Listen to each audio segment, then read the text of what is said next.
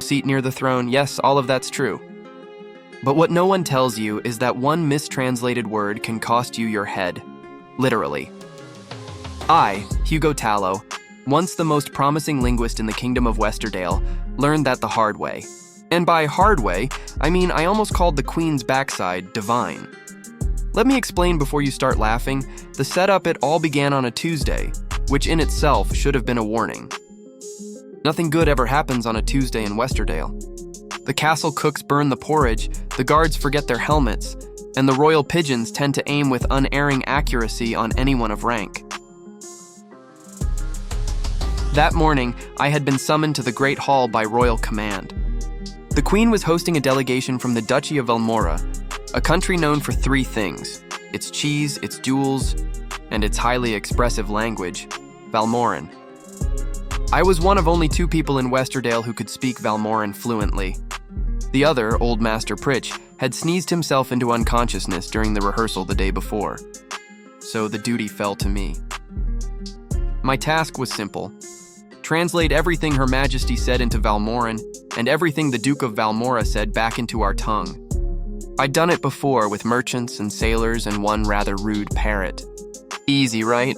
Oh, Hugo, you sweet summer fool. The Queen and the Duke, the Queen of Westerdale, Lady Isolde the Bright, was known for her wit, her intelligence, and her temper, which could cut sharper than her jeweled dagger. She sat on her silver throne that morning, dressed in deep green silk, her crown gleaming like sunlight on still water. The Duke of Valmora, meanwhile, was her exact opposite, round where she was lithe, loud where she was subtle, and entirely incapable of sitting still. He had a mustache that curled like a pair of sleeping ferrets and a laugh that could shatter glass. When I entered, both turned their eyes upon me. The Duke's translator, a sour-looking man with ink-stained fingers, had fallen ill, which meant the entire burden of mutual understanding rested on my fragile shoulders. I bowed so low my nose nearly kissed the floor.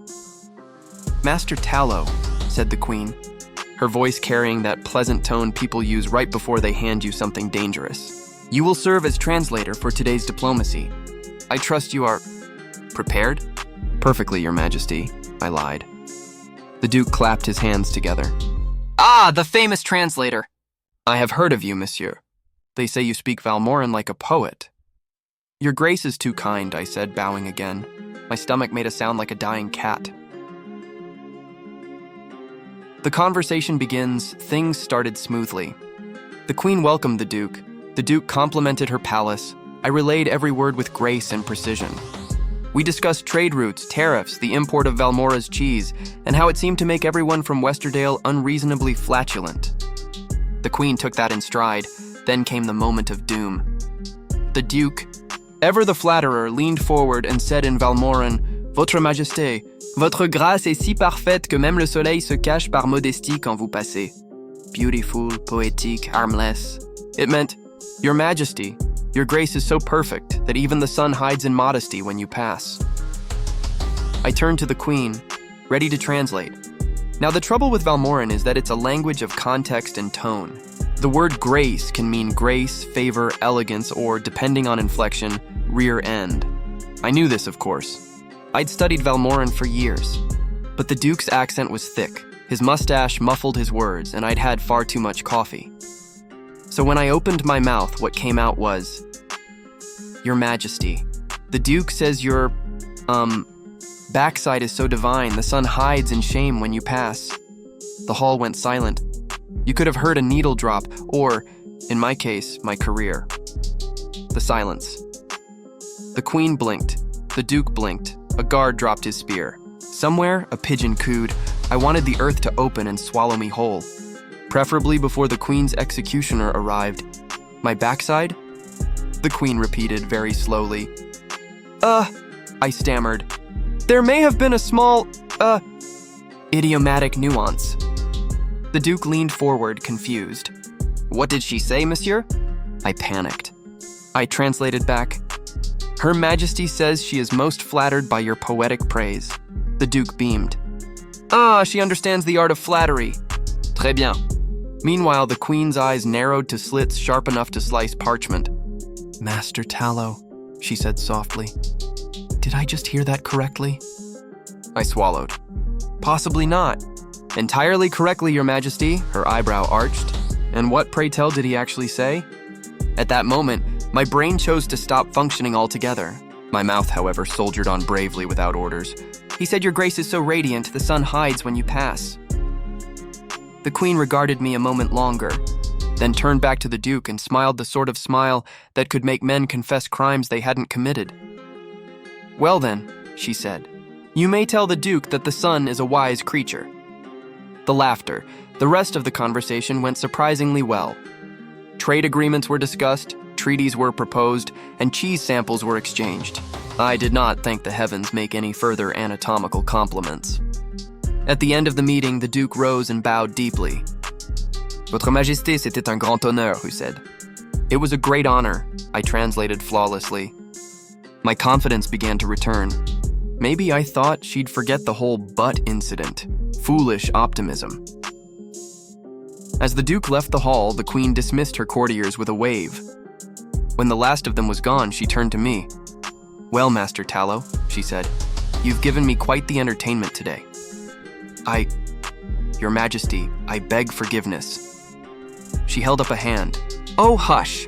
It's been ages since anyone dared to compliment my backside in public. I froze. So, you're not having me executed? She laughed, a genuine, melodic laugh that echoed through the hall. Executed? My dear man, if I executed every fool who made me laugh, I'd have no one left to run the kingdom. I dared to exhale. Still, she continued, eyes twinkling, I should like to know exactly how one arrives at such a translation. Do explain. I did, awkwardly, haltingly, with as many apologies as I could fit between sentences.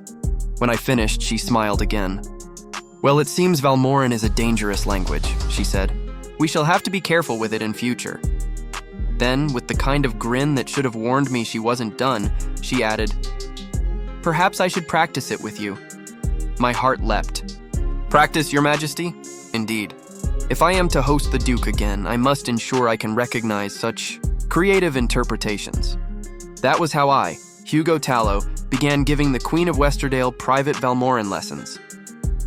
Lessons with the Queen at first. The lessons were formal.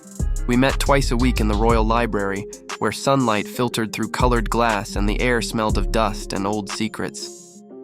I would read passages aloud, she would repeat them, and we would discuss idioms and tone. But the Queen was a quick learner, and a mischievous one. One afternoon, while practicing phrases of courtly praise, she looked up from her notes and said, A near-perfect Valmoran. Votre derrière est divin, Monsieur Tallow. I blinked. Your Majesty, did you just... She grinned. See? I'm learning.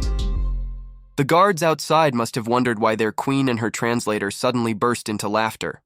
A royal joke word spread through the palace about the incident. Not officially. Of course, palace gossip travels faster than royal decrees.